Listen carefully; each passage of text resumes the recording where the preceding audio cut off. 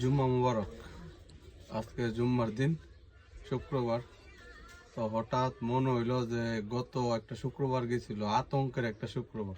হ্যাঁ আর আমার না রে 2024 সালের আগস্ট মাসের শুক্রবারে আর কি। মানে শেখ হাসিনা পতনের 1-2 দিন আগে মনে বরফ যে বড় সমাবেশটা ছিল না, হ্যাঁ আমি তো গেছিলাম।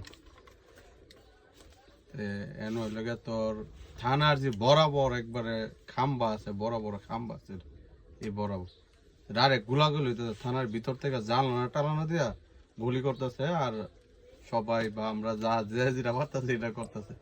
এটা বালা কথা। হ্যাঁ তো আসলে আমার লগে, হ্যাঁ তো আতঙ্কে, হ্যার মাথা এমনি ডরা, আমার পুত না জানে কি হয়ে যায় হ্যান তেন। যখন এক পর্যায়ে যখন পুলিশ যখন একবার সরাসরি জানালা টানা বাদ দা সরাসরি গুলি করা শুরু করছে, তখন আমি গিয়া ওই তোর এটা কি খাম্বা দে বড় খাম্বাটির থেকে ফাল দিয়া হসপিটালের ভিতরে গেছি। হ্যাঁ পরে তো আমি তো যেমন ফাল মারছি, স্পষ্ট গোলাগুলি হইতেছে, মানে এন আর কিউই নাই। এক পর্যায়ে সব দাওয়া খায়া এই খাম্বার সাইডে বাড়ে যে যারা আছিল কেউ আর নাই, সব যার যার মতো গেছে। আমিও খাম্বা টপকায় কোন রকম হসপিটালের ভিতরে গেছি। পরে আমার পায়ে একটা ব্যথা হয়েছে, হেরেলে তো আমি অনেক টেনশন। আরে কি রে বাবা, কই এর না জানি কি অবস্থা, আমি তো এই টেনশনে বাঁচতেছি না। যদি গুলি টুলি খায় নাই হয়তো এর মা তো বেদম শিক্ষারবো, এটা তো নিশ্চিত। আমি টেনশন গেলে হেরে খুঁজো, আর তো মোবাইলেও না ফোন দিলাম তো ঠিক আছে কিনা কি আসে বিষয় যোগাযোগ করতে পারতেছি না। যাই হোক কেমনে কেমনে আমি হসপিটালের ভিতর থেকে এই দেখতে বাড়িতে আছি মসজিদের এন্দা। হ্যাঁ ওই যে তেল টেল যে নে, এটার নামটা তো ভুলে গেছে, ভাই ভাই মনে হয় ভাই ভাইয়ের চিপা দেয়া উঠছে ওইটাকে মামা বাই বাই ফিলিং পাম আছি না রে। কি দা উঠছিলে ভাইয়া?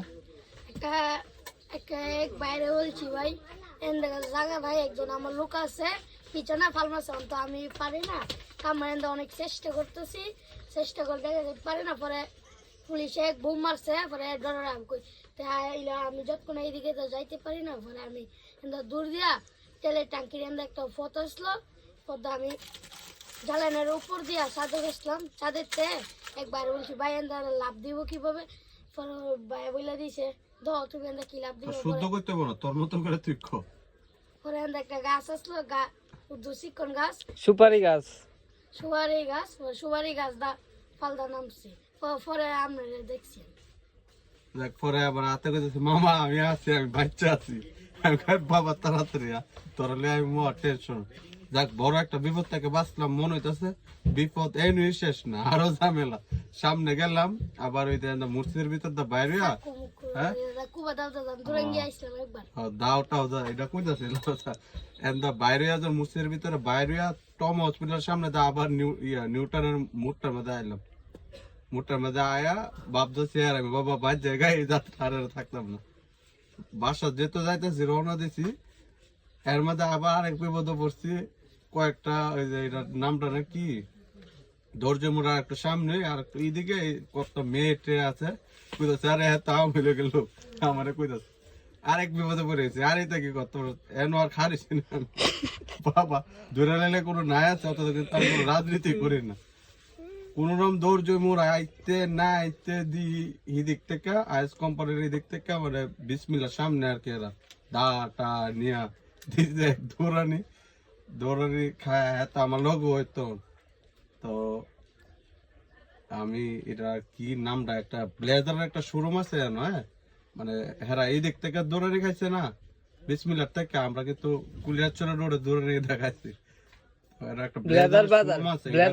একটা বাসার যাওন যা হ্যাঁ আমি ইসিবাদাই বাসার যেতাম গেছি ঢুকে যেতাম ধরে রেখা এত বাসার লোকজন কি করছে হ্যাঁ দেখতেছে চিপা চিপা গেট দিছে লাগায় হ্যাঁ মনে ধৈর্য মনে মাছ বরাবর মনে আয়া পড়ছে এই দোকানের ভিতরে। এখন তো আমরা আটকা ফেরেছি হ্যাঁ আমি আটকার মধ্যে পাইলে কি না এটা আল্লাহ জানে। মানে আমি তো বুঝে বাবা এনে থাউনি দেখতো না। আচ্ছা দেখ যেমন আমি পরে কি করছি এর থেকে বাইরে ওই এটা কি ওই যে রফিকুল ইসলাম কলেজের ই রোডে দৌড় মারছি, এই রোড দেখেছি হ্যাঁ নাই চিপা আর হ্যাঁ লাগে আবার টেনশন হইতেছে হ্যাঁ না হলে আমি বাইতে যেতাম না। পরে তুই কি করছিলে? পরে কি করুম দি দুই থেকে দুই সেরা ঝামেলা লেগে মাতৃভাষায় কথা তোর বাসা তুই কর শুদ্ধ করতে হলো তো লাগানোর পরে মানে আমি কি তুই আমার লগে সিবাত আসলে না প্রথম এরা গেট লাগালা সিবাতে পরে এইদিকেও মানুষ হয়েছে এইদিকে তো মানুষ হয়েছে আর পরে অনেক কি করবো মাই তো ফিরে গেছি একটা আসলে এইদিকে একটা বাড়ি বাড়ির ভিতর তো ঢুকছি না গিট লাগা লাইছে অনেক কি রকম তো আমার তো ফোনও নাই কত চিন্তা করতেছি আপনি কই গেছেন গা অনেক আমি কি করবো টেনশনের পরে এক বিড়ি বাইক গেছি এক বিড়ি কয়ে এই চেরা তুই দাওয়ার খুব শুভাবি পরে আমি দূর দিয়ে গেছি বাইক পরে কইছি আপনার মৌলিক আছে একজন একটা কল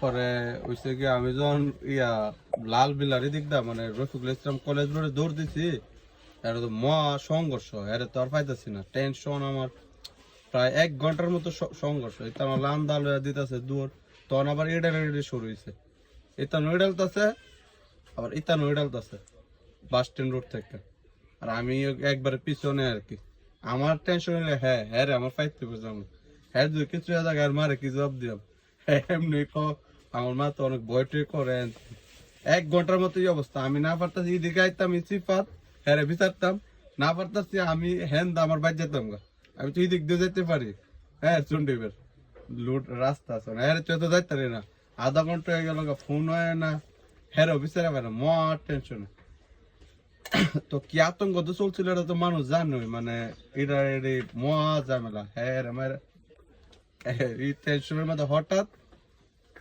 একটা নাম্বার থেকে ফোন আইলো ফোনটা রিসিভ করলাম হ্যাঁ হাফ পাইতেছে আর কইতেছে মামা আমি কই আমি তো এমন জায়গা রফিকুল ইসলাম ওই জিসি পাটাতে দৌড় দিছি সি পাটা দূর কইছে আর এত আর চিনে না হ্যাঁ কতে আমি ইয়াত আছি দৌড় জমুর বিসমিল্লাহ হোটেলের সামনে আছি একটা লোকের নাম্বার দাম ফোন দিছি এন পরে পরে আমি গেছিলাম তোর কাছে না তুই আসছিলাম আমি বাসাত গেছিলাম পরে আমি কইছি যাক তুই দিত সেভ আছস আমি তো তোর কাছে আইতাম না রে বাবা এমন ঝামেলাতে আছে এখন আওয়াজ যাইতো না লোড আইলে ম্যাক্সিমাম একটা টেডাল খেতে হইব এক কাম করে আমি পিছন দিয়ে বাসার জায়গা তুই এন থেকে তোর বাসার তাড়াতাড়ি আমার লগে দেখা কর লেগে খায়নি পরে আমার বাসা দেখো মামা আমি ঠিক আছে গায়ে রে কফা প্রচুর ঝামেলা হইছে আমরা সামনে তো হ্যাঁ গুল্লি খায়া আমরা সামনে এদিকে একটা হসপিটাল আছে মনে সেন্টার আমরা সামনে সিডা গুলি টলের মানুষ লিয়ে যাইতেছে এমন অবস্থা আসছিল মানুষ নিজের শহর দেয়া